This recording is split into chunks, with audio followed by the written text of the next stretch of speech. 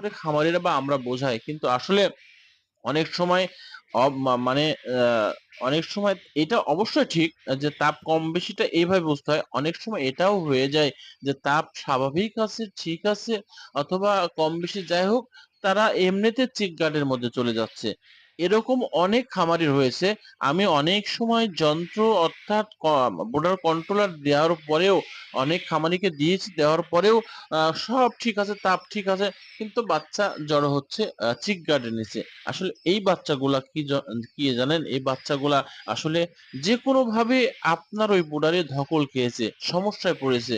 তার সহ্য হচ্ছে না তাপমাত্রা, সহ্য হচ্ছে না কম তাপমাত্রা বিভিন্ন যার কারণে তারা এই অবস্থা হয়। তো এই বুডার যিনি আমাকে জানালেন যে আমার বাচ্চাগুলো আমি ভিডিওতে দেখলাম, আমাকে দেখালো যে তার বাচ্চাগুলো বিশেষ করে সে বাল্ব দিচ্ছে ২ টা ব্রডার করছে ২ টা এখন গরম সময় ২ টা দিয়ে দিয়েছে। গরম সময় হলে গতকালকে একটু ঠান্ডা ছিল। এখনো ঠান্ডা অবস্থায় হালকা ঠান্ডা রয়েছে। এই অবস্থাতে ২ টা ২০০ পাওয়ারের বাল্ব দিয়েছিল। একটা সম্ভবত ৬০ পাওয়ারের বাল্ব দিয়েছিল। আরেকটাতে ৩ টা ১০০ পাওয়ারের বাল্ব দিয়েছিল। আর এটা মনে হয়। আর উপর দিয়ে পাতলা একটা কাপড় দিয়ে নাড়া দিয়েছিল। অর্থাৎ ঢেকে দিয়েছে।